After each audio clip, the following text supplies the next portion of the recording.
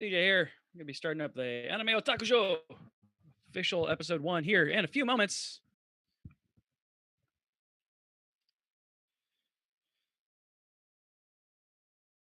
Doing some stream monitoring here.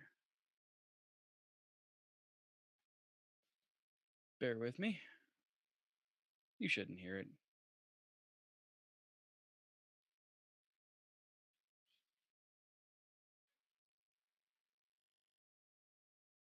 Cool. Sounds fine to me. All right.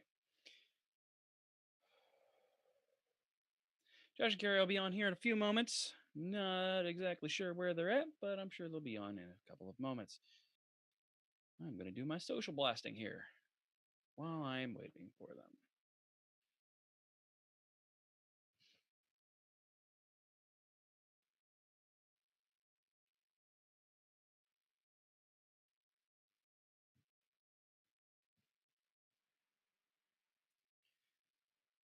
Oh, man.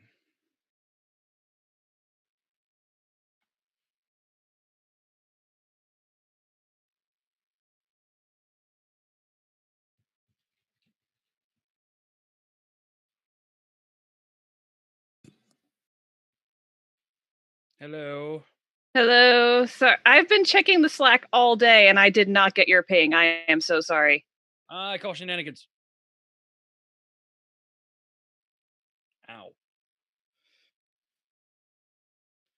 It was weird. Like you were just responded on Slack. I'm like, hey, certainly I could send this message right after she responded to something. And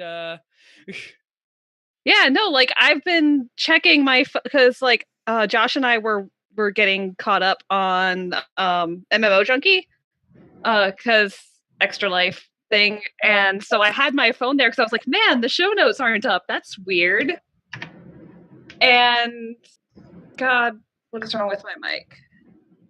yeah, I just completely I couldn't get it done today because I was working on work.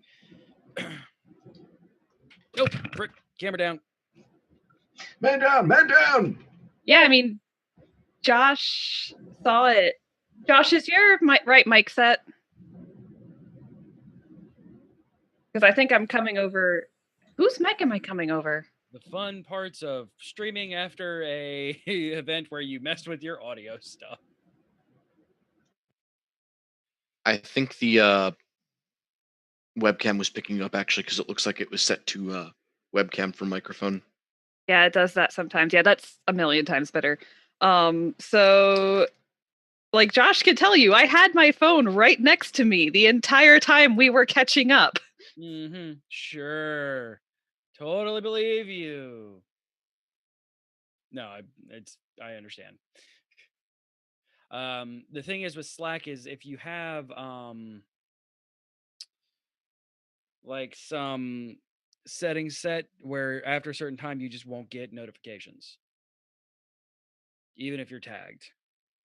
That's stupid. Them the next day. You have to set that on your own because I have it set as a business rule to not send anybody messages after like I think it's 9 o'clock their time.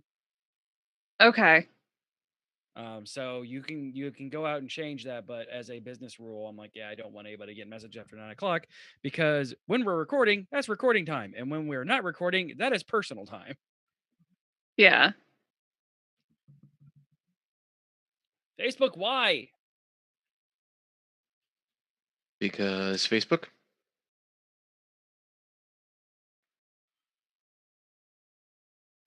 Why? What is Facebook doing?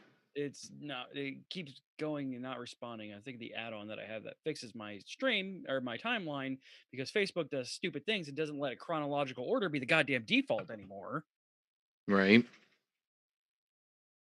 or get there at all. Right. No, the thing that's really been pissing me off with Facebook lately is I'll see things that are actually relevant to my interest, go to click on them, and they disappear. Oh, that's fun. They just up and get removed from my feed because apparently Facebook somehow thinks, oh, you don't want to see this. Yeah, and it like will refresh immediately sometimes. Like as you're scrolling, like you go to click something, it's like, oh, you want to refresh now, right?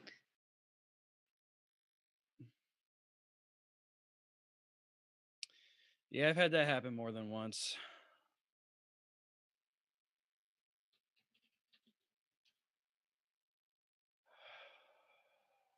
Why computer? Because computer.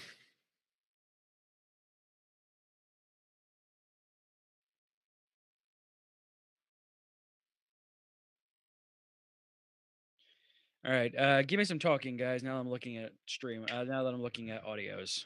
Stuff and things and words and sentences. Look, I'm doing the thing you asked me for a half hour late. Yay! And 15 minutes into the show.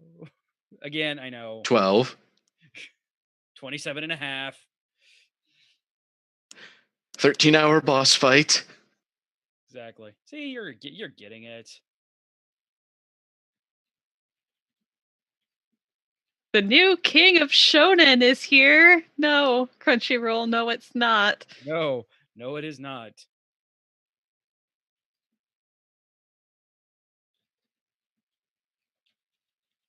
New king of shouting, maybe. The dub isn't like I said, and I'll say it on the pretty much for the first time on air. Dub isn't terrible. It's not great, but it's not terrible. The animation's still bad though, so no amount of voice acting can help that.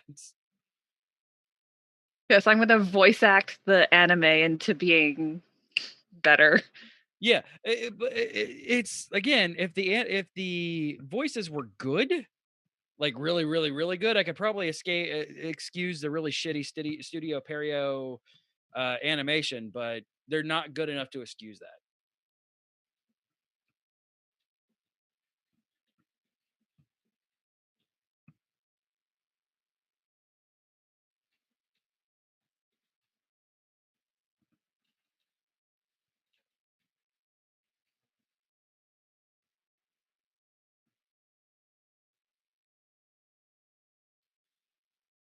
And here.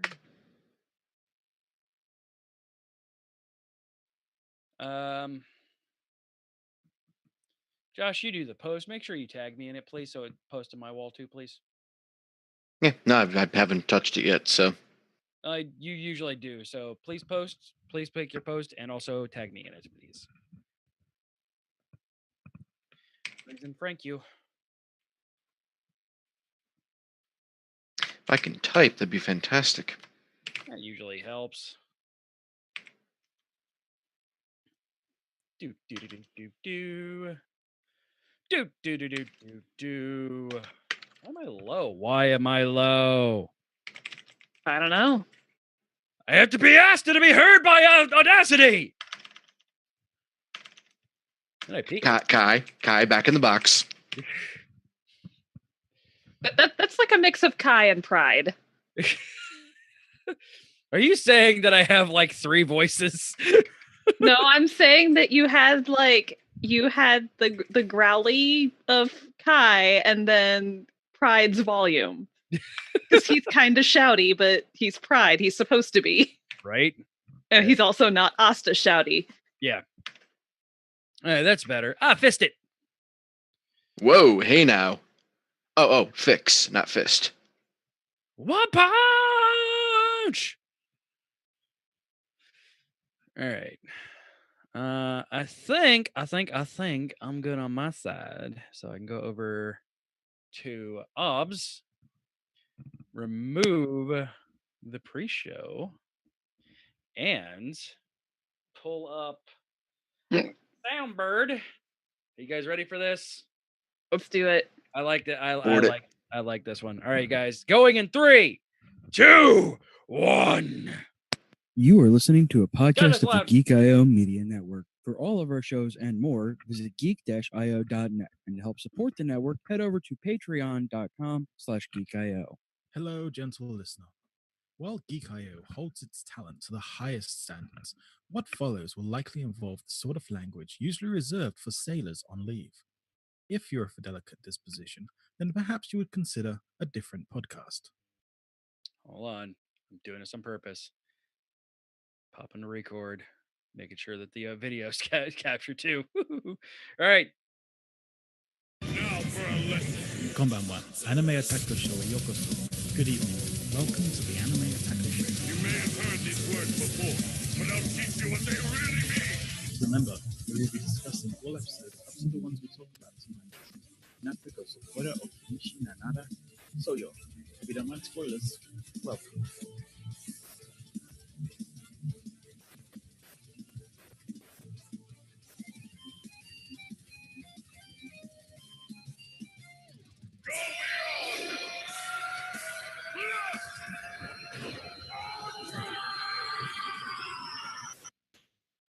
Hello and welcome, friends, to the Anime Otaku Show. Whoa!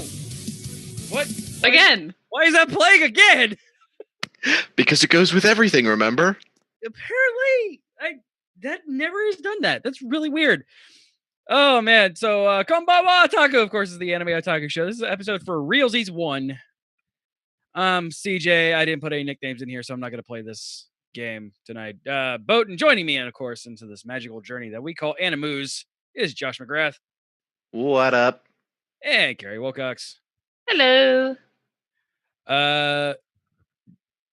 Justin, hey, I realized in the intro of MMO Junkie that it would have been real cool if Guild Leader Sean would have had a mustache. Carol is out sick this week. He'll be back next week. We hope he feels better soon. Yeah, Indeed. he got some kind of plague, probably from watching another episode of freaking Black Clover. But thankfully, we're not talking about that tonight. Hey, Josh, what are we talking about tonight? We're talking about other shows that are far superior, at least in audio quality and visual quality. And Josh doesn't have the notes open, does No, what are you talking about? I never stall. he? No, not at all. Stalling is for people who aren't professionals. Stalling and is here for on the Geek.io show are totally professionals. That's not on that other show. Tonight we're talking about, still, and deliciously so, Food Wars, the third plate. Getting in a little bit of Juni Taisen for all your animal brutality needs. And still one of my favorite shows so far this season, Recovery of an MMO Junkie. Yes. All right. So we're going to start off first off with Food Wars, the third plate, episodes 4 and 5 of season 3, Pride of the Lung Lions. You heard me. And episode 5, The Darkening Dinner Table. Oh, I've been waiting for that episode, as I'm So- sure. Oh man, that's how you handle an introduction to a character, by the way. So episode 4, nailed it last week. The finalization of this little Moon Festival arc, and nobody wins because nobody wins. Yeah, I mean,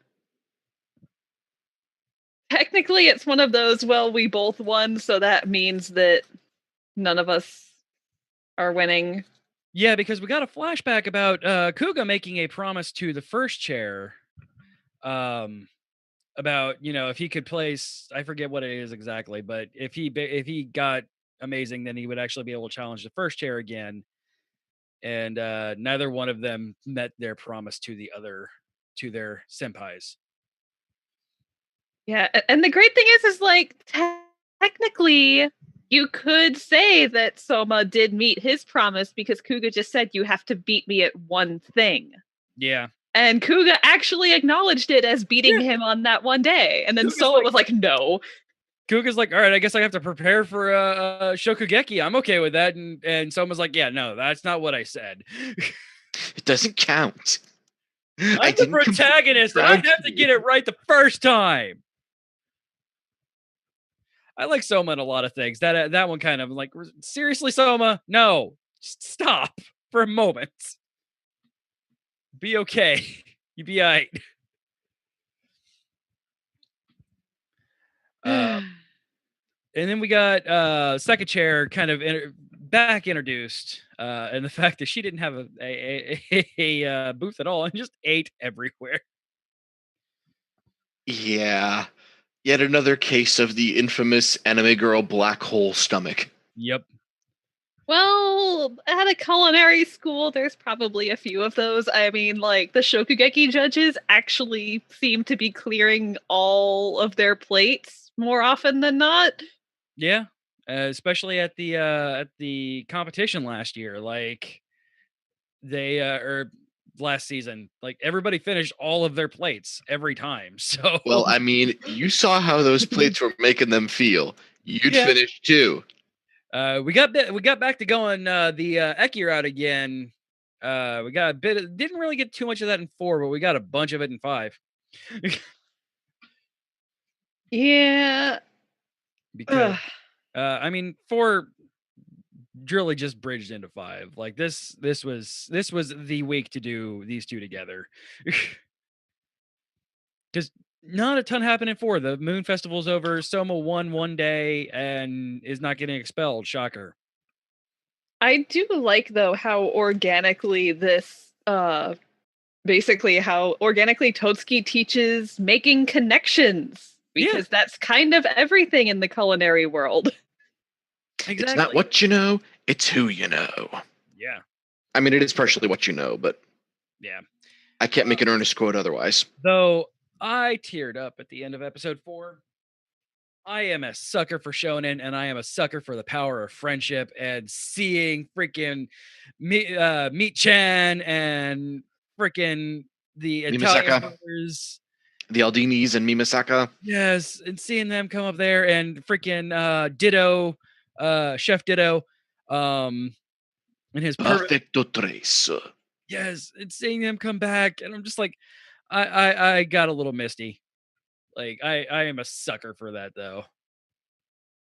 But that is one of the things that makes anime great, is like, in America, it's very much a do-it-yourself culture, and so you get the lone wolf protagonist soldiering through everything by themselves. And then Japanese society is so cooperative that all of their media teaches kids the value of friendship and cooperation, and you see everybody pull together and create this magic that can only happen with multiple people. Yeah. And just oh my god. It was such a great way to end that arc. Was that perfect culmination of Soma being a better Goku than Goku and actually making friends out of his rivals, as opposed to just them kind of being grudged along begrudgingly and eventually kidnapping his son. Right. By the way, speaking of shonen and protagonists, what do you think of Vegeta as All Might in the intro? I mean, it's a deep enough register. Yeah, I listened to that scene in Japanese. I'm like, hey, maybe I'll make Josh happy and play the sub in there. But like, man, that just freaking he is so good. I mean, to each their own. I love me some All Might. Yeah, me too. They're a good one. Ha. All mites are the good mites. So episode 5, we get into the upper area of the Moon Festival and see what's happening up there. And with Erina's constant boner for Soma's dad. Well, I mean, have you seen the man? Yes. Not to mention, you've seen her dad now. Yes. Oh man.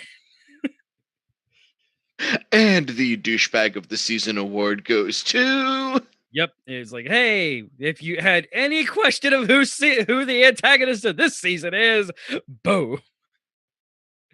Yeah, manga readers have been waiting for this moment. The reveal was real good too. Like, just his character, just it flowed into the screen. It was fantastic. Like The overwhelming presence of being. yes, and just everybody just shaken to the core, except of course Soma. I just love that too. He's just like, you could hear the wheel turning in his head, and it's like, this guy looks like a real asshole. Yeah, I'm gonna go say hi. exactly. And it wasn't the LOL, I'm not gonna know who this guy is, LOL. No, that was purposeful. That was absolutely someone like, yeah, this girl who I have a obvious tons amounts of feelings for is looking like she's about to start crying. I'm gonna go do something about this. Hi, how you doing? I'm Soma. Can I eat with you? I just gave her a meat bun to sit here. What'd you pay? And then of course the heel turn of the Elite 10, kicking out Roshi, Chef Roshi for douchebag McGee. Not all of them did though. Like Not all of Ishiki voted against it. I'm pretty sure Kuga voted against it. Yeah, when they revealed the people who voted against, it's 6 of them. It was very obvious that there was the 6 of them. Ishiki, Erina, Kuga, and I think the cake one, the lolly looking girl. Momo. I think she wasn't in that picture. I barely remember people who are on screen a lot's names. I am not going to remember a character who I've been introduced to once so far. I only remember her because I am reading the manga, so I've been exposed to the Elite 10 a little bit longer. Yeah. Though First Chair, I love First Chair. He is fantastic. Mr. Neurotic. Yes. Come out. Hello. Is there two colors in the photo? Okay, argue. Is the napkin the right color? That was amazing. That was a great reveal of his character too. Like, well, I mean, I'm sure all things considered, he gets yet douchier, but yeah, that's the one of fact those that characters. he's like also slightly human in his neurosis. That's the thing. Each of these characters, while the antagonists of the series so far, while they have been kind of douchey, especially in Spice Husbando's case last season, like they had, and this speaks volumes for the anime and the manga too, I'm sure. There's a human element to them that just makes you okay with them because it's just a natural, like, they're not like evil Emperor Frieza where you are supposed to hate him because you are supposed to hate him. You are given reasons, and very human reasons, to dislike these people, but because they are human, it's not just all hate all the time. Exactly. And that is, I've said time and time again, that is one of my least favorite tropes, is the bad guys are bad because they are bad. Yeah. That's the one thing I'm digging Dragon Ball Super for right now. The bad guys are not bad guys right now. Yeah, they're just, you have to fight these people for your own survival. Yeah.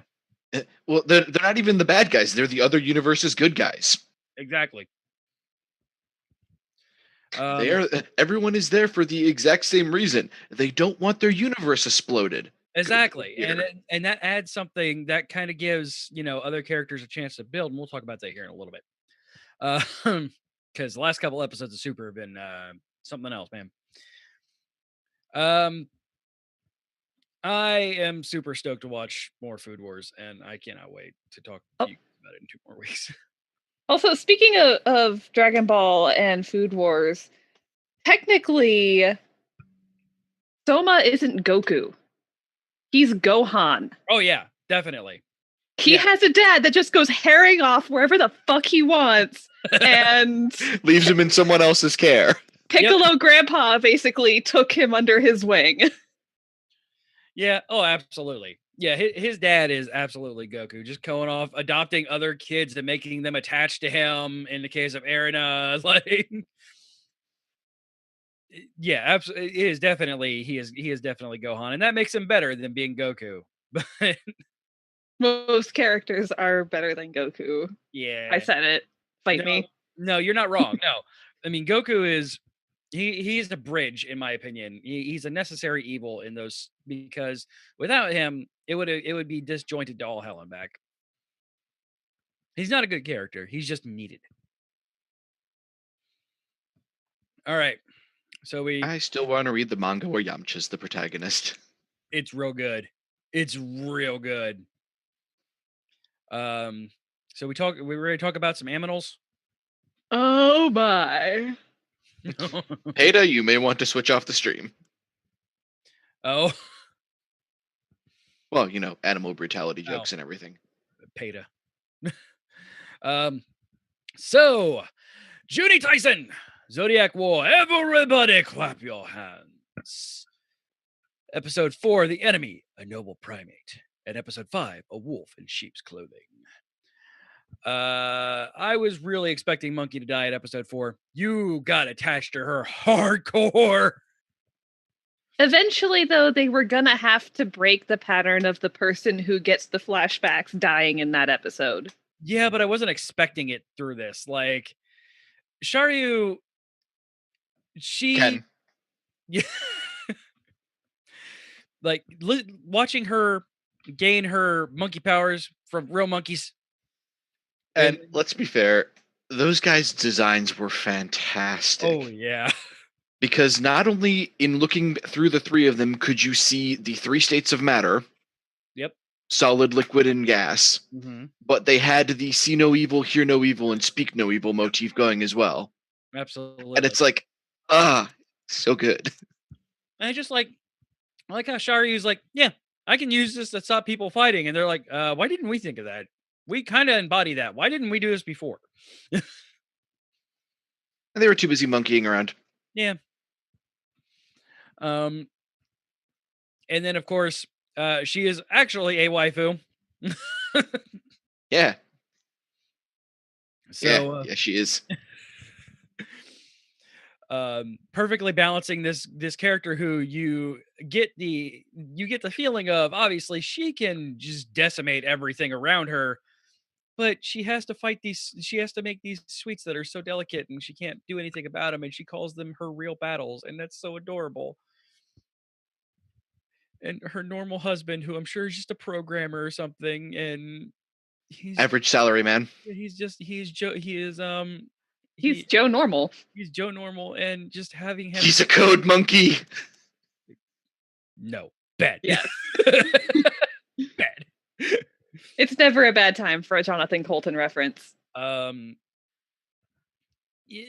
it just watching her be humanized was great, because she's the one that obviously everybody's like, okay, what's going on with her? I do like how Rat was like, yeah, you sent her off to die, with reference to chicken. With chicken, yeah. Yeah. And then Monkey's like, what are you talking about? And then Rat's like, seriously, do you not understand what you did? You sent her to die. Though, hey, Carrie. I was right. Horse ain't dead. I was right. Yay, horse has Mondo not dead. So you got that. Ram is awesome. Yeah. Ram is worrying me. Yeah. He said because I love him, but he is raising so many death flags. Yeah. Oh yeah. No, he's not. He's like practically doing semaphore over there with the death flags. Right. Yeah. He's not gonna make it. Not for long. The thing is he doesn't know what's going on with the rest of the world. So he's like, yeah, these people are still alive, and we're all thinking, oh, you poor sweet man. Though, hey, turns out Usagi can manipulate birds too. Yeah, as long as they're dead. Yeah.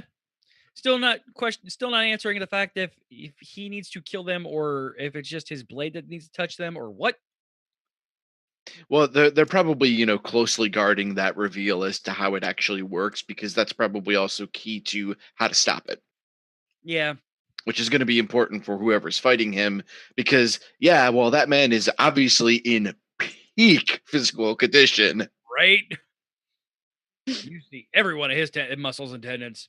That's how you be a peak physical condition, Asta. You just have to show off your junk more and wear bunny ears.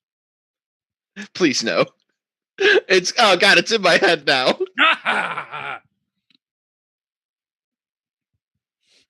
Necromancing is my magic. Please no. But yeah, no. I'm gonna make you my friend. Anybody who wants to beat Rabbit is going to need to figure out how to cancel the necromancy shit because it's never going to be a fair fight otherwise. Now that And it's not like Rabbit is a slouch either. yeah, he's a legit fighter. Turns out. Though I am interested to see how Rhett actually fights against Snake Zambi. Right. Which apparently is still a threat because well they keep their abilities and we don't know what Snake and Dragon's abilities are yet. Yeah. I'm really surprised that Rat allowed himself to get that dragged out though, because obviously Rabbit was pulling him away and he just followed. Yeah, Like, why didn't he turn around and go back? exactly. I'm wondering if Monkey and Ox are going to end up fighting in the next episode, and I wonder if we're not going to get a Horse v Rabbit and Horse actually being able to handle him. Because Horse was able to take every single thing that Ox threw at him and was still able to survive. Including being thrown through walls. Yeah. So I'm wondering if that's how we're going to get the reveal of how Rabbit's powers work. Possibility. Because he can't be pierced. Well, it's very hard to pierce him. Really looking forward to seeing what's up with Tiger too. Like, I'm pretty sure she's got some kind of drunken fist going on there. Oh, most definitely. That is a 100%. I would bank on that one. I can guarantee, like, sheep/ram, however you want to talk about it, is going to go up to her and be like, "Yeah, I'm just going to kill you now," and she's going to rip him in half. Because yeah, I hope it's not that simple because I really liked the fact that Ram was smart enough to not eat the jewel. beard power. The floof. He's pulling the wool over their eyes. All right, I'll give you that one. Also, the way he won his Juni Taisen, holy crap. Yeah, We were on a In fucking face. station. like I want to know the story behind that one. Right? Because like Pig last year, Boar last year, or in the last Juni Taisen, just ran away and eventually had to come back to Japan and then fight a couple people. Like that's how he won. Sheep actually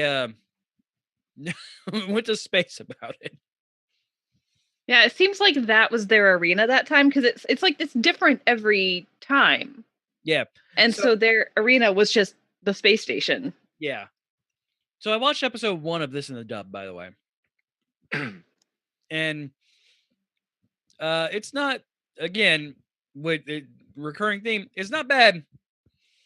I'm upset that Totally Not Cat loses the everybody clap your hands and just goes, everybody give yourselves a round of applause.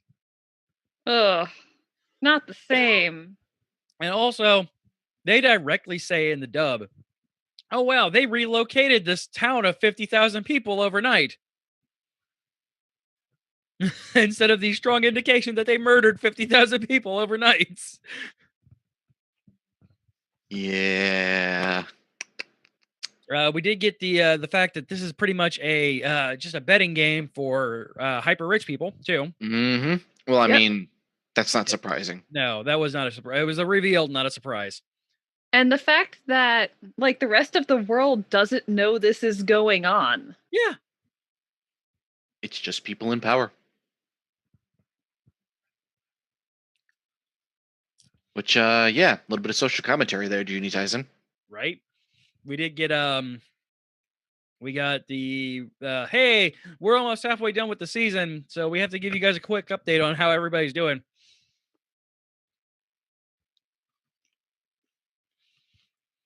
So, I mean, next episode of 6, I believe, is just going to be the big fallout of what happened in 5, which is Sheep being real wrong about everybody. He tried. He tried. Now he could be died. I don't know if he's out of the running just yet because he's very intelligent, clearly, and very calculating. Yeah. He might be So- able to outthink Tiger. Well, outact Tiger.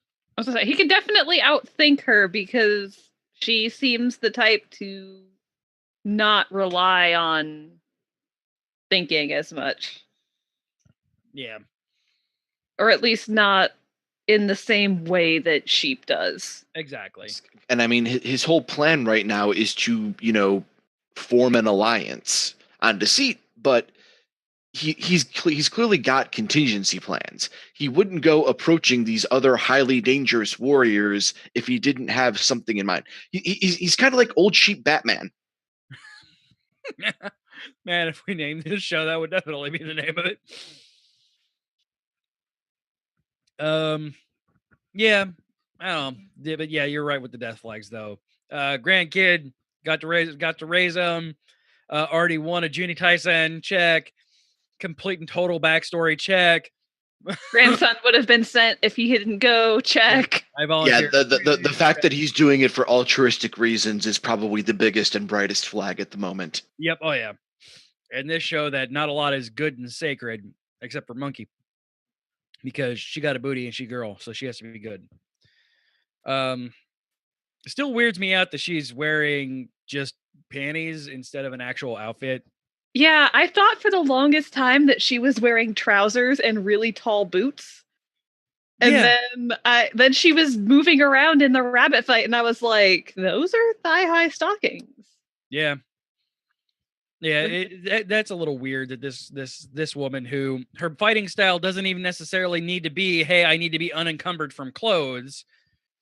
They still feel the need to fan service her. I don't understand.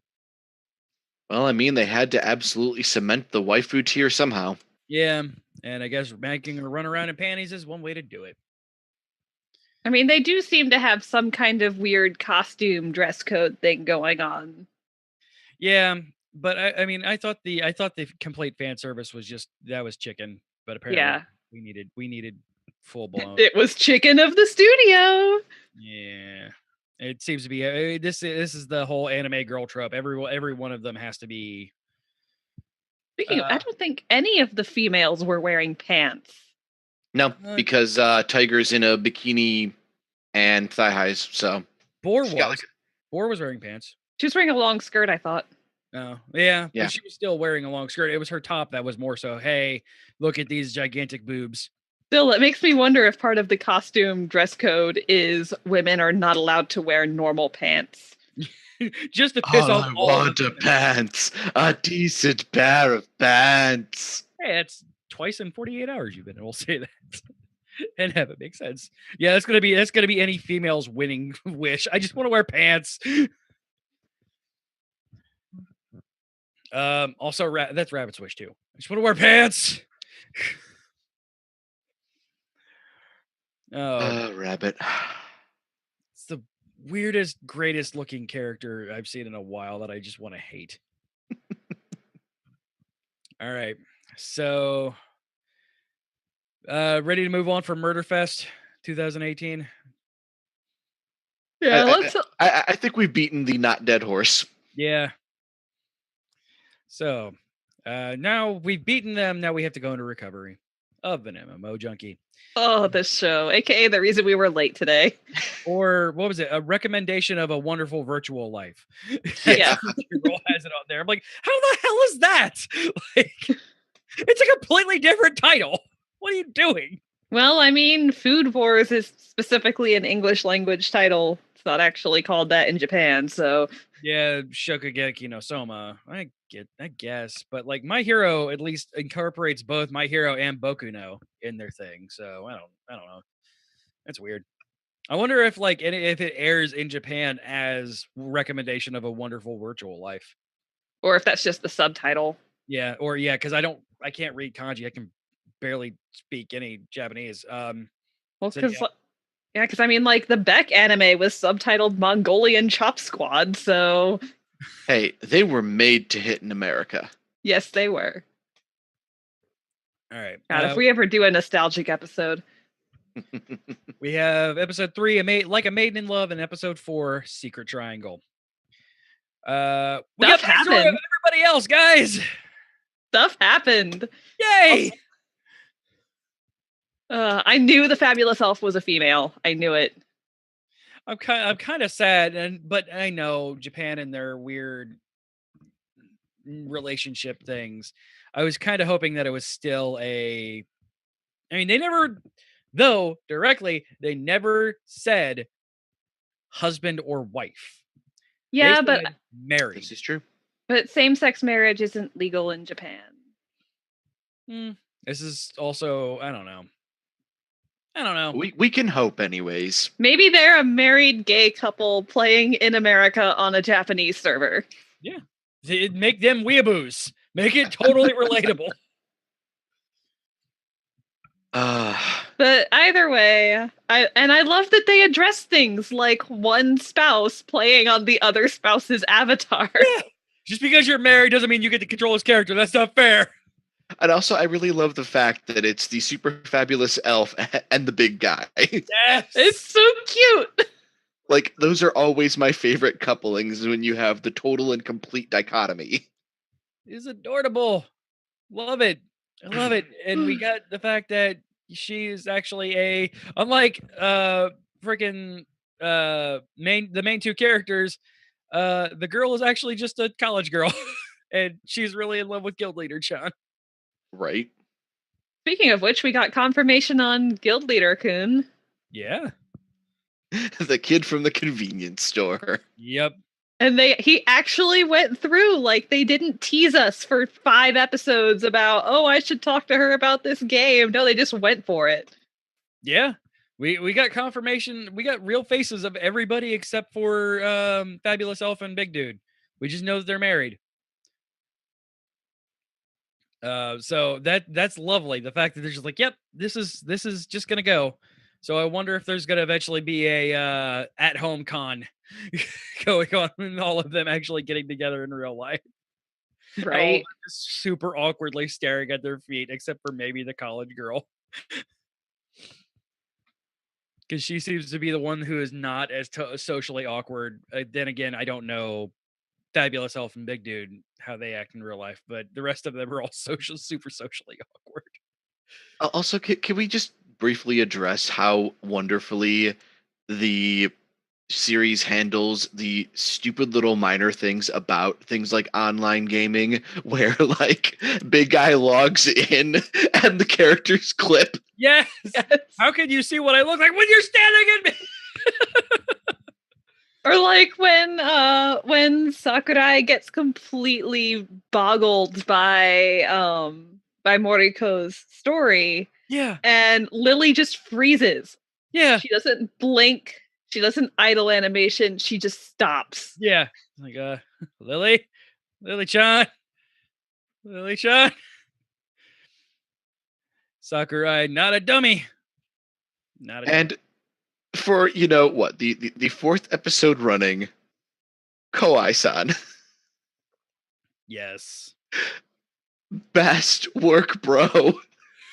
Yeah, that was a real dick move, dude. But that's the thing. It was the dick move with the purest of intentions.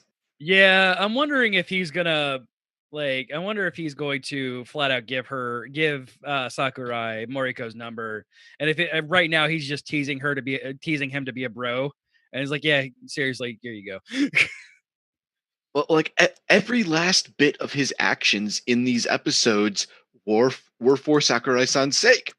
Like, he sets up the date so that they can go to it, and then he purposely gives her the wrong day so that he's not there for Sakurai to swoop in. That's right. This man is fucking brilliant. He is the god tier wingman. They need to introduce him to this game, and he will take it over.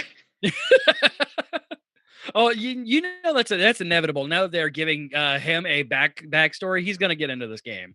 He's gonna see Sakurai looking at forums or something like that, and like, I wonder what's going on with this. Speaking of background, something completely random, but something I have always enjoyed about this series from the start. in the opening sequence, when it's showing Sakurai at his work desk, that girl in the background who starts walking by and then completely nopes right the fuck around and walks back off screen because the boss is coming. I love that. I watch for it every single time. Like, I don't know who she is. I don't care to ever know. She is perfect in that couple of seconds she's on the screen. Just this show, like I was not expecting a ton out of this show, and just like it just continues to grow and be amazing, and possibly my favorite show this season. Like It's so comfy. It's this. It is this. Yeah, it is. It is. Words. It's this season's Sakura Quest. You're like, oh, this seems fun. Holy shit, I'm getting attacked by feels. Yeah, Critical hit. it's a good fruit tart. Like it's light and refreshing, and but at the middle of it is just so like there's so much going on in layers upon layers, and it's so good. Satisfying. It's And the- satisfying, just And the little details of like the emote bubbles. yes. Did you guys? I mean, this reminds me a lot of obviously a grown-up version of, but I loved New Game. I don't know if you guys watched those seasons or not. No. It is I've heard it's real good, but there are two types of anime that fully get me going. Like it's shonen and slice of life. And New Game is about a story of a girl who just gets out of high school and lucks into her dream job at a game development studio and dealing with all of the crap that goes on with being the new person at a game development studio that is made that it's like it basically okay, you get out of high school and you go work at Blizzard. And the characters are so good. The animation is great. Yeah, there's some fan service and everybody's a lesbian because there's no men ever in the show, but it's really just a sweet thing that you actually enjoy. This fits this role for me this season. And I like it better than New Game. And New Game was one of my favorite anime that I'd watched. And Also, gonna be so sad when this goes away because I have a feeling like I don't know how they're gonna stretch this out over more than just like the 12 episodes, and I'm afraid once the 12 episodes happen, we're not gonna get any more of it, you guys. I'm so Yeah. afraid of it not getting a season 2. but here's the thing: is like we had the oh god, the yokai show, Josh, with Fluffy. oh, Like we had that, and The one that it's- we watched. no, it No. was something Carrie and I were watching on our own time. The the Morose- Mononokeon. We had Mononokeon. that. And we were like, man, how are we going to find a show that makes us feel like this? And then we had Kobayashi-san's Dragon Maid. And we're like, how are we going to ever have something that feels like this? And then we had Sakura Quest. And like, just this collection of heartwarming shows. But it's And not that's- just feels for feels sake. Like there's a plot and an underlying thing to it. Like Exactly. Yeah, like there's some Kobayashi-san. darkness in MMO Junkie, and I'm really waiting to see how that pays off. yeah, because they finally start to hint at you know the real issues that Morioka has to deal with. Like I want to buy this to get this, but I have to tap into my savings. So that means like there is a finite thing there that actually has repercussions. So like I want to see where like the flowers, because just every like what happened with that, if they're going to do the engagement thing or if they're going to do what they're going to do with that. Like I want to see more of this, and I cannot wait for the inevitable Sakurai Moriko date where she just starts spilling her guts because she doesn't know how to control herself apparently. Doesn't know how to people. Yes, and it's so relatable. Like I'm not making fun of her on that one. Like Carrie experienced this firsthand when she met me. Like I'm sitting outside of a GameStop waiting for the freaking Switch. I've been there since 11:30 in the goddamn morning, and she just comes up to me, and I just head down. Please, I think I said out loud, literally said, "Please don't talk to me." No, you didn't. You didn't say it out loud, or I would have Okay. left you alone. I felt like it. I felt like I said it out loud, but it's not because I didn't want to talk to you, but it's like I don't know how to deal with this. And meanwhile, well, the funny thing is like I was sitting there, right? And I was like, okay, we're sitting here. Neither of us is saying anything. This is really awkward. I'd better at least be nice and say hi. And then if he puts his headphones back on, I'll just leave him alone. And then, hey, look, here we are. Yeah, right. And I don't think I put my headphones on back at all the entire day. Like it was, and then like it was, and then you started bringing up the boyfriend thing. I'm like, oh no, this is gonna be even more awkward. Well, no, that's always my safety net, just so that I know I'm not giving the wrong impression. Yeah, no, but no, like that just, I mean, that goes along with this. Like, it just the awkwardness that is there, and like you got this in Kobayashi too, especially with frickin' Fafnir. Like, I hate all people, but now I deal with them, and now I'm going to a con. And the first time I go through, I just hate my life, and I just keep going back, and I hate my life slightly less every time I go back to this. Yeah, you're right though, Josh. There is some kind of underlying darkness, and I can't wait to see it to just endear you further to these characters. I really want to see. I want to see the spouses. Yes, yeah, I cannot wait to see Fabulous Elf and Big Dude. So I am Potokoro or whatever his name is. Yeah, but again, like at the beginning of the show, like the intro, you see like the characters of what they were before. I still wanted Guild Leader Chan to have the mustache.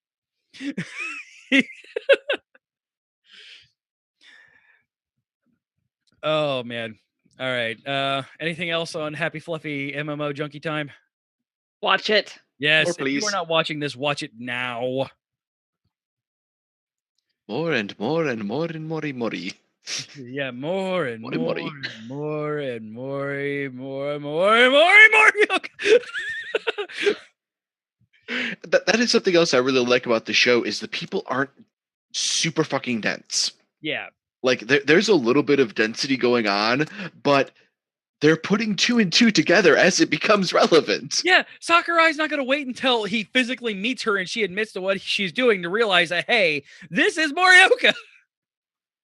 And also, I just also love that, like, Guild Leader San knows who everybody is, it seems like. Like, he doesn't know everybody in real life, but, like, he knows Lily's real gender. Mm-hmm. He knows that those two are married, and now he is lording it over Morioka. The sign of a good leader. Like, he's every character is really good. The more and more you meet them, like, it's just such a sweet and strong show. It really is. I'm really glad that we're getting a lot of really well-written characters recently. Yeah. Who are more than their tropes. Yeah, absolutely. Sorry, I'm getting a text. He'll be texting me at 11 o'clock at night, yo. Oh, thanks, GameStop, for letting me know the Xbox One X is out. Yay. Oh boy. Yay, I'm gonna get right on that one. Well, I mean, if Microsoft sends us one, then maybe. Yeah, absolutely. If I get one, I'd gladly play it. There's a bunch of games that I would like to play. I'm just not gonna go buy one. That's not true. I'll probably end up buying a 1S. The cheap one. Because there are some good games out there. But this, again, haha, gamer geeks doing your anime talk and us talking video games on anime shows. It's appropriate. We're talking about the video game show. Exactly. Right. All right. So, time to move on into the second half of the show. Yes, which is going to be a whole lot of Dragon Ball Super and maybe a little bit of Magus Bride if you've watched any more of it, because we weren't able to get caught up during Extra Life. I want to talk about I still only watched the one episode because of the passport to Japan. That we'll talk about that first. I watched the first episode of Ancient Magus's Bride because of the passport to Japan contest that Crunchyroll was running. The first episode of the OVA or the first episode of the anime? Episode 1 of the anime. Okay. Where he buys this sex slave girl and who is obviously a sex slave and then is just like, yep, I'm gonna make you a wife. And it's fantastic. Like, he is such a sweet giant skeleton man. Right? I really cannot wait for the eventual, maybe long and drawn out explanation for why he has a fucking skeleton head. Yeah, it is kind of obvious. I mean, they've made, at least without insinuating directly, they've made it kind of appear that that is his actual head. Like, this is not just a person who is wearing a cow head. Yeah. That's just how he rolls. Yeah, I think he rolled poorly on trying to summon a demon and wound up with a cow head. I I do. mean, he is the Magus of Thorns, so there's got to be some. I mean, Elias does whatever Elias wants, like we saw with him walking up onto the stage. Yeah, you shouldn't come up here. Sure. Going to anyways. You gonna stop Thanks. me? Though, just shout out once again, because we have not made any attempt to hide that we are huge fans of TFS. Have you guys watched the anime FMK that they did for their Not yet. they talk about this show, obviously, and directly put it in a light of a proper BDSM relationship, and not 50 Shades of Grey BDSM, like an actual Real BDSM. yeah, a fully consent, lines drawn relationship where these people have care for each other, but there's very obviously a dominant and a submissive in the relationship. And Scott goes on a tirade, who I think would probably be the most. He just strikes me as the kind of person who would know most about those kind of relationships. And he details out, the actual the loving parts of this relationship. And again, yeah, real BDSM relationships, not beat you, Not. and possibly drop mad R bombs on you. Yeah. I mean, I didn't see it that way, but I only watched the first episode, so I'm going to catch up before the next show. So Yeah, I mean, before we get to the next recording, I mean, I wouldn't even mind putting this on the rotation fully. Though I do want to talk Fate Apocrypha before, when we get to the next show. Apocalypse. Apocalypse.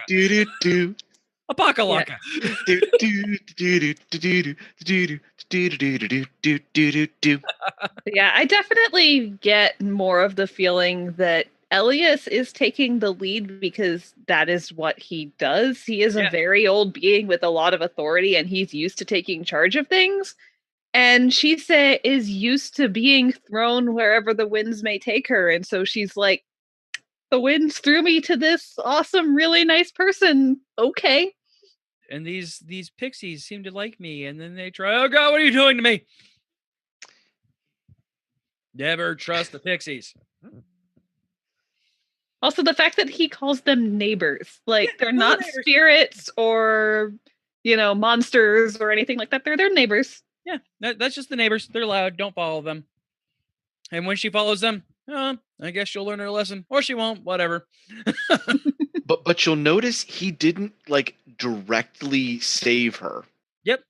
He came Like after she saved herself. breaks out of it by fucking up her own arm. Yeah. And what does he do? He bandages it and Mhm. carries her home. And just the last scene of that, when she's just on his massive chest, and him admitting that he wants to marry her, and that's how you end episode 1, and that's how you end in episode 1, by the way.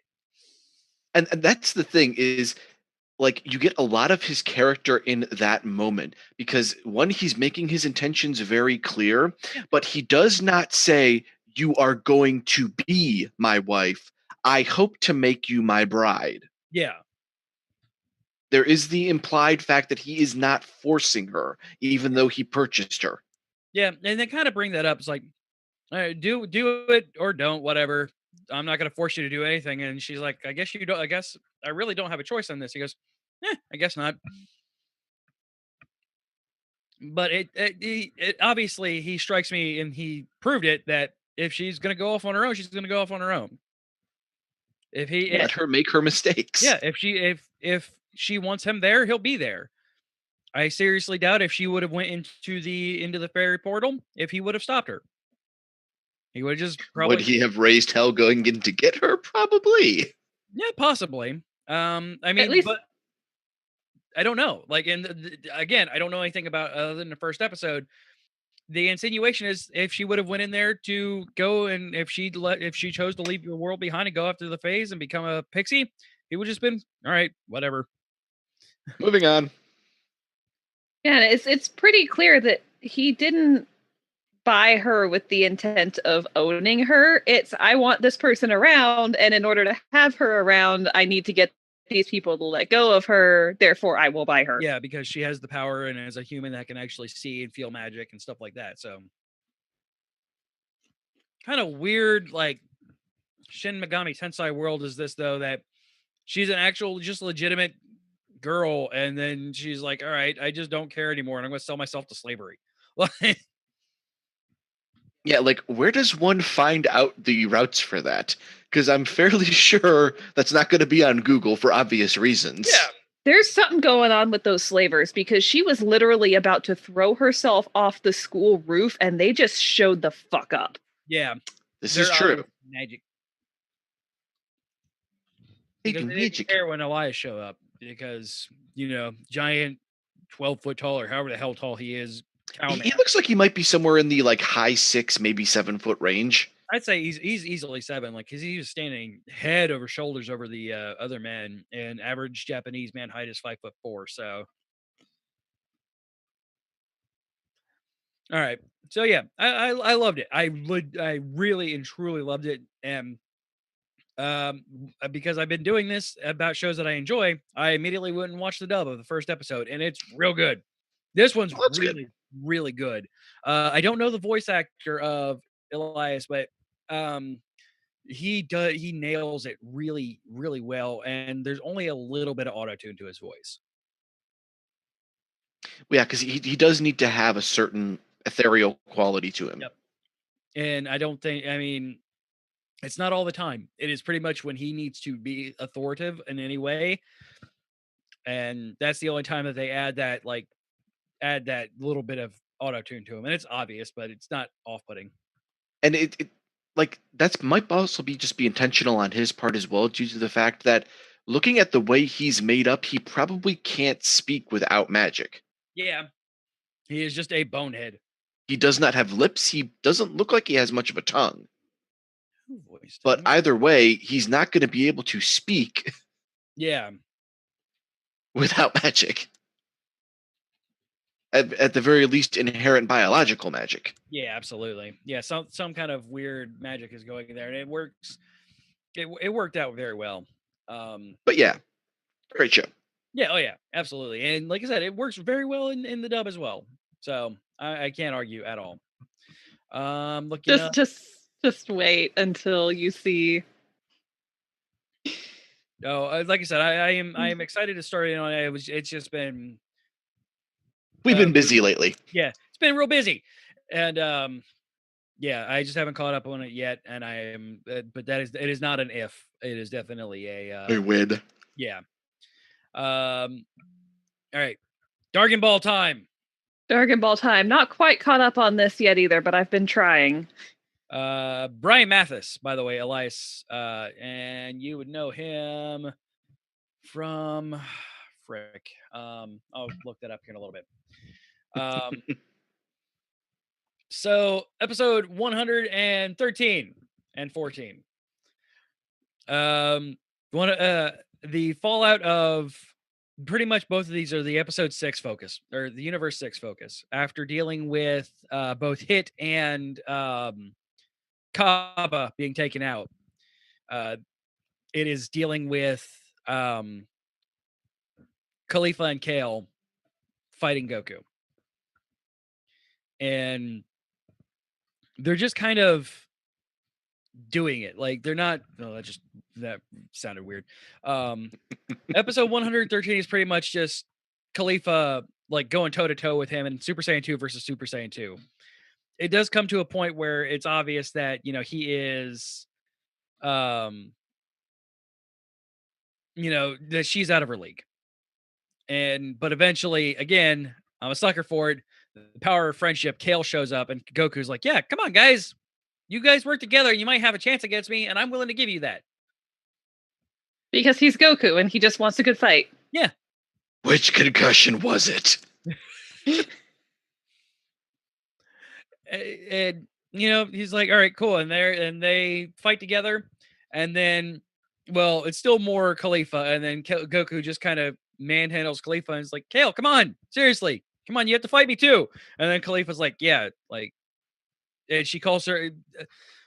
It's always been on Nissan from Kale to Khalifa, and Khalifa looks at Kale and calls her Onisan as well, and the emotional spectrum runneth over in Kale, and we get Super Saiyan Berserker again.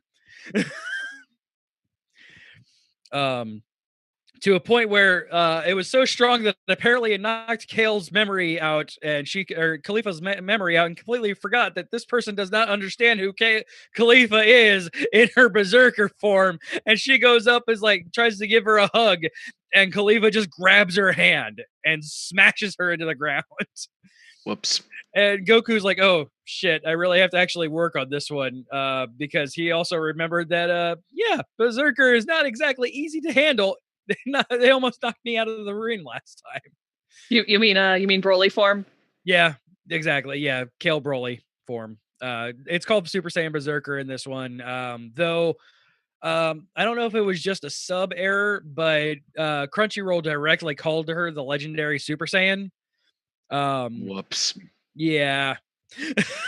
And that's never been stated in canon. I honestly think it might have been a sub error. Because every other time it was being the same words subbed as Super Saiyan Berserker. But eventually, after Khalifa, freaking names, Khalifa keeps talking to Kale, and eventually snaps Kale into place, and now she's Super Saiyan Berserker, but has full Autonomy over herself. Autonomy, that's the word I'm looking for. So, but that's kind of oxymoronic with Berserker. Yeah, and it does kind of, and she's not as fast, and she's not as strong, and she's not as built, but she is basically she is on par with Mastered Super Saiyan 2, maybe even Super Saiyan 3 without the stamina drain. So I'd put it on there if you count GT as a thing. It's Berserker form is pretty much Super Saiyan 4. Without being stupid looking. Yeah. What, you don't like the furry vest? It's fine. With her and her faculty, she's basically Super Saiyan 3 without the stupid Neanderthaling. But the two of them together make Goku go red, Super Saiyan God, and then he knocks them out of the ring. And as they're falling, Goku kind of goes, "Oh man, I really wanted to fight them more." And you see a glimmer, you see a glint, and the two glints become one. And this fighter comes blasting out of the platform that was just knocked out of the ring, and you get the Patara fusion of Kale and Khalifa. I forget her name. I think it's Khalifa. And she pretty much manhandles Super Saiyan God Goku. And she's not even Super Saiyan yet. Well, I mean, fusion is a huge power spike, so especially Patara fusion. Like this is Vegito. Like I was gonna say, does that mean we get to see Vegito again? Apparently the no weapons rule doesn't apply to the Master Roshi's Mafuba or Patara fusion earrings. Well, so they're not weapons; maybe, they're accessories. I guess. I mean, come on. If someone came at you with a rice cooker, would you think they were going to hurt you? No, it was even they called it out, but Zeno was like, "Yeah, it's cool, so we're gonna let it go." Oh, freaking annoying. Yeah, Zeno's not a really good character. For the all god, it's a real bad character. But yeah, but she looks really good too. Like the animation quality on this character is fantastic. And she's not like hypersexualized. She's wearing pants. Hear that, Juni Taisen? Because I was afraid she was gonna get like a full-blown combination of Kale's t-shirt dress and Khalifa's like duct tape boobs. And no, it actually is a full-blown, she has pants on like Khalifa has, and a relatively loose-fitting shirt, a flowing shirt at least, that at least, you know, shows the fact that she is a lady, but without being like attached to her with saran. Without fitting like Arena's chef coat. Exactly. Yeah, it is. It's not how fabric works. No, it's not. And they actually show like it flows like, and just is fantastic. And they don't even hide the fact that next episode she's going to go Super Saiyan, and it's the green Super Saiyan Berserker. So yeah, and even freaking Jura, or freaking what the hell is his name? Yeah, that dude. He twitched out of his power nap. Oh, Jiren. Yeah, Jiren. He twitched out of his power nap and is like, oh wait, holy crap, there's another person I might have to deal with. And the second bananas kind of got sidelined by this. Vegeta's like, holy shit, there's a massive power over there, and then Mr. Justice sucker punches him. Damn it, Topo! Though we did get an interesting thing from Frieza in this. Frieza's just standing on a mountain of rubble, just shooting finger beams at people. Well, I mean, it's what he do. Yeah, he's just like, he's doing kind of the Boo thing where he's just like firing off randomly. And eventually one of the Dispo, the rabbit from Universe 11, just like, yeah, I don't really want to deal with this bullshit, so I'm not going to. And runs away for reason. The policeman of justice from Universe 3 shows up, and Frieza's like, yeah, what are you serious right now? And then the three Saiyans show up before the fusion. The three Saiyans show up, and Frieza's like, yeah, I'm just gonna death ball these two and then deal with Goku. And Goku's like, no, bad Freezer, this is my fight, you're not allowed. And Frieza's like, fine, you guys can kill each other, it's fun to watch Saiyans fight, the silly monkeys killing each other. And then you of course get the Frieza thing of as Goku stands doing his Goku thing in front of Frieza. Frieza holds up a finger beam and points it at his head, and Goku just kind of turns his head. Frieza puts his finger down real quick. I've been told I'm not a great friend. Did they? Oh, go ahead. No, you go ahead. And then they continue the fight. The three Saiyans continue the fight, and then the policeman of justice comes up in speed form, quote unquote speed form. After a pretty awesome transformation, Frieza just tail flicks him out of the arena. Looks like Team Rocket's blasting off again. That's exactly what it was an homage to. It was very much so an homage of that. Like, he does his pose and his motto, and then Frieza's just like boink, and then he flies off in bad animation into the distance, and then he just appears at the end. Did they ever explain why they picked Frieza specifically for this? Because Goku's an idiot and could have picked much better villains, but he's an idiot and Frieza's relevant now. Yeah, it was Resurrection of F, not Resurrection of C. Yeah. And I mean, any of the villains would have been better choice. I mean, obviously Boo's not a villain anymore, but like they gave Boo a proper character arc in the training session, and they did the stupid thing of where he sleeps and won't wake up. If you Mr. Satan, blah blah blah blah blah.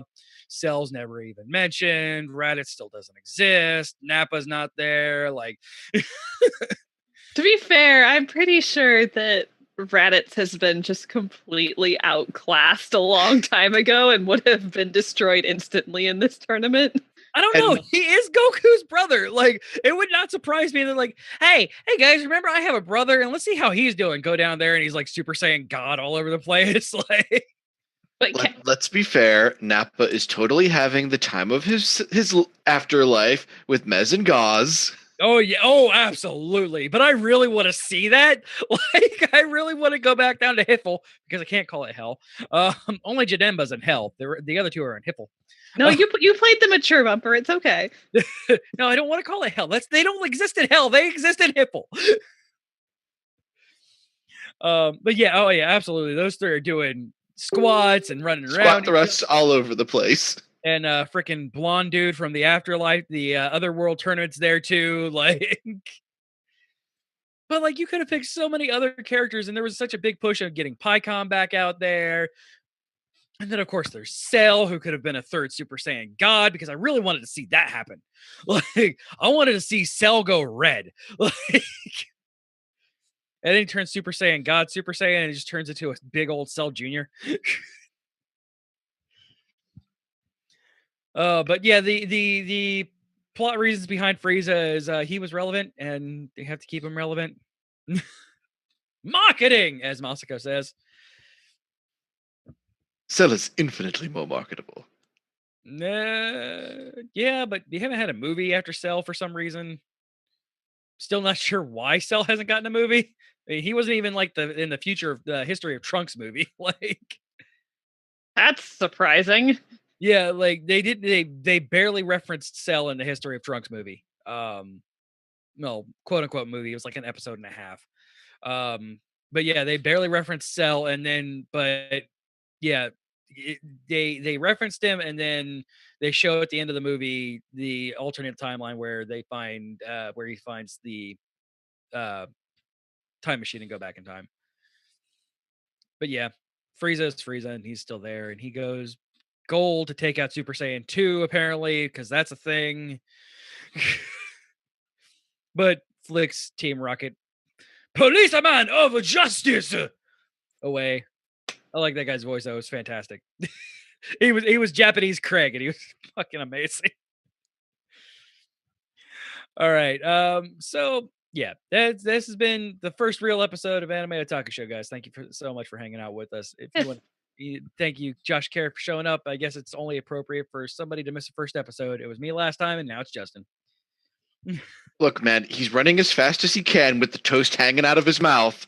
Right, the buttered toast, the jelly toast, and he's just gonna run into a salaryman. And we've got our buddy M Beam in the chat. Yeah, M-Beam. M-Beam. Special M-Beam cannon. M-Beam cannon.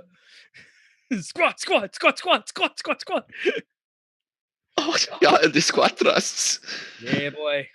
Throw up the gang sign because you gotta. All right, guys. So thank you for hanging out. Josh Carey, thank you so much for coming on again. I appreciate it. Surprised you're not tired of me yet. It's far more likely that you'll get sick of us first, CJ. I doubt that. All right. If you want to email the show, you can do so. geekioshow@gmail.com. All of our social medias are /geekioshow. If you want to give us a call, leave us a voicemail, you can do so. 727-489-4335. That is 727-489-GEEK. Special thanks goes out to the amazing and talented Jonathan Young for allowing me to chop apart his Attack on Titan cover for our intro. Anything else before we head on out of here? Not that I can think of. All's well that ends well. Oh, all these shows are legally streamable in the United States on Crunchyroll. Yep. There's absolutely a myspace.com/geekio show. I should make a myspace.com/geekio show. Do it now before somebody downloads this episode and does it. Right? Hold on. I do say all the social medias are /geekio show. So myspace.com. I'll have one here in a couple seconds. All right. And I like how M-Beam is now abusing his mod privileges by posting links in the chat. All right, guys. For myself, for Josh, for Carrie, and for the ailing, but hopefully we'll feel better, Justin. Sayonara! Night. This has been a Geek.io Media Network production. Why are you so loud? Copyright 2017.